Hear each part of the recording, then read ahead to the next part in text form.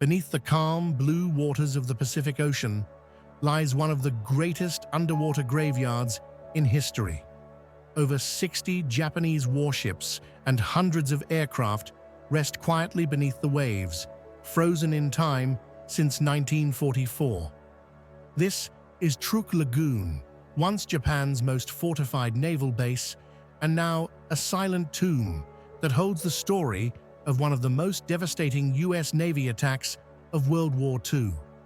Before the war, Japan had transformed the Pacific into an empire. After taking over the Caroline Islands from Germany following World War I, they began building what would become their ultimate stronghold, Truk Lagoon.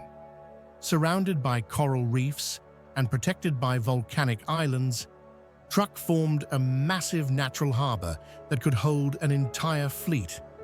By the 1930s, Japan had turned this tropical paradise into a fortress. Concrete bunkers, anti-aircraft batteries, airfields, and submarine bases dotted the islands. To the outside world, Truk was a secret. Foreign ships and planes weren't allowed near it.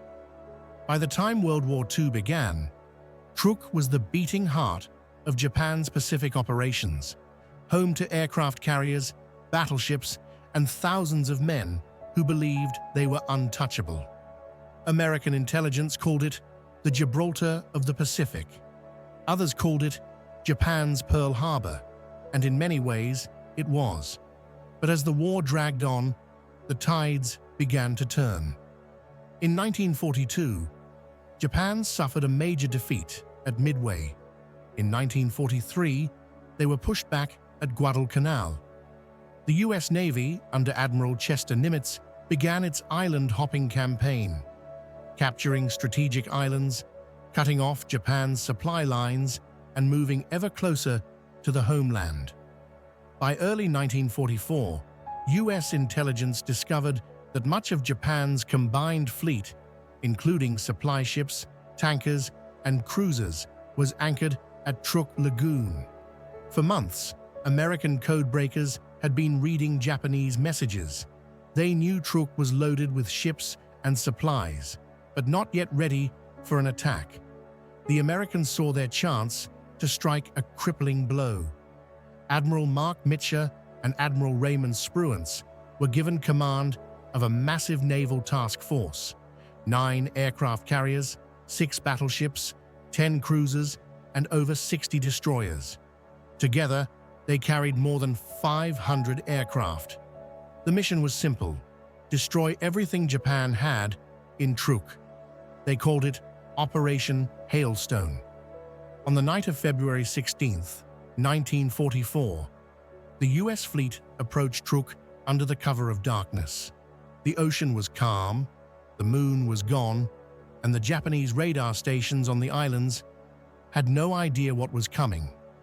Just before dawn on February 17th, the first wave of American planes launched from their carriers. Fighters, dive bombers, and torpedo planes filled the sky as they flew low across the lagoon. At 6:45 a.m., the first bombs fell. The surprise was complete. Japanese pilots scrambled to take off, but most of their planes were destroyed before they even left the ground. American fighters swept across the airfields, strafing runways and setting hangars ablaze. Explosions rocked the islands as fuel depots ignited and black smoke billowed into the sky. In the lagoon below, Japanese ships tried to flee. Some dropped anchor and fired back, but they were sitting ducks. Dive bombers like the Dauntless and Helldiver screamed down from above, dropping bombs with deadly precision. Torpedo planes skimmed just above the water, launching at point-blank range. Within hours, the lagoon became chaos. Ships exploding, planes crashing, sailors diving overboard into burning oil. The once peaceful harbor had turned into an inferno. By noon, the Americans had total control of the air. Not a single Japanese aircraft remained to challenge them. With air superiority secured, the bombers turned their full attention to the ships. The US Navy's pilots made pass after pass. Transports, destroyers, and tankers were hit again and again until they sank beneath the waves. Even ships that managed to reach open water were hunted down by American submarines waiting outside the lagoon. One by one, Japan's ships disappeared beneath the surface. By the end of the first day, the US had sunk more than 40 vessels and destroyed 200 aircraft. But Admiral Mitchell wasn't finished. At sunrise on February 18th, the attacks resumed. The second day of Operation Hailstone was even more destructive. American bombers targeted what was left of the harbor: warehouses, ammunition depots, docks, and communication centers. Japanese resistance was desperate. Anti-aircraft guns filled the sky with flak, but it was too little, too late. The US Navy had completely overwhelmed Truk's defenses. By nightfall, the lagoon was a graveyard. 60 ships, including destroyers, freighters, and cruisers, had been sunk. Over 250 Japanese aircraft were gone. More than 4,500 men were dead. Operation Hailstone was a total victory. Truk Lagoon, once the most feared base in the Pacific, had been erased in 48 hours.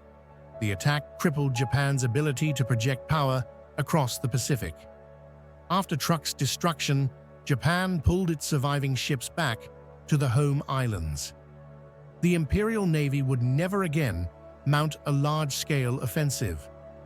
The Americans didn't even bother to invade Truk. There was no need. The fortress had been neutralized. The US simply bypassed it and continued west toward the Marianas, the Philippines, and eventually Japan itself. The Gibraltar of the Pacific had fallen, not through invasion, but through air power. For decades after the war, Truk Lagoon remained quiet.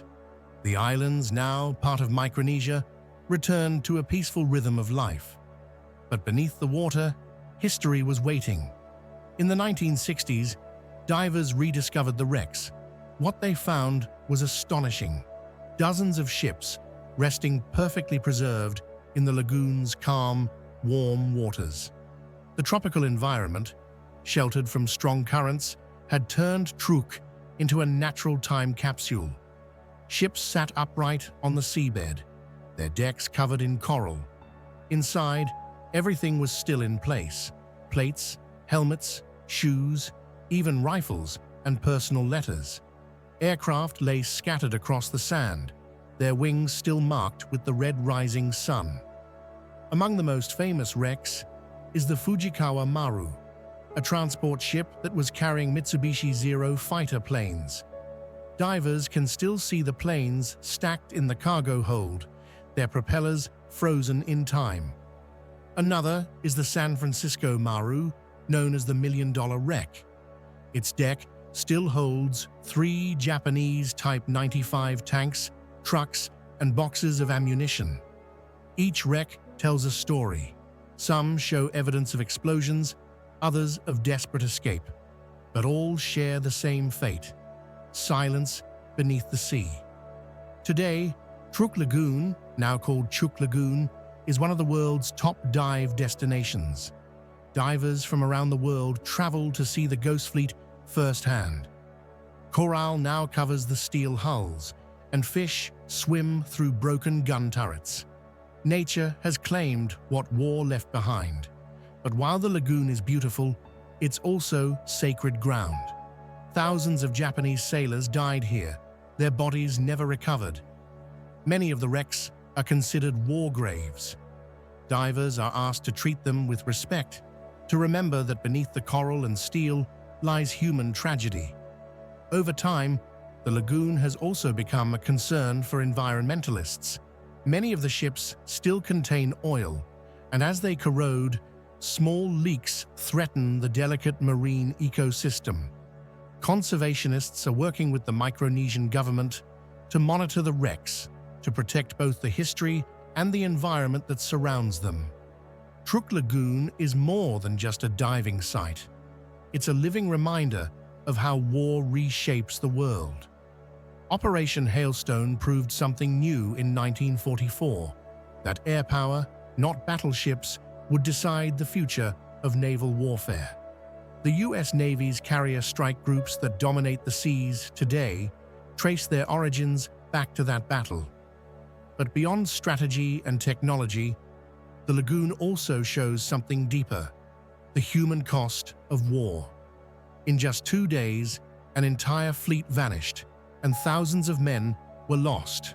For decades, their stories remained silent beneath the waves. Now, as divers explore the wrecks, those stories are resurfacing, told through rusted steel, forgotten artifacts, and the quiet pull of the ocean.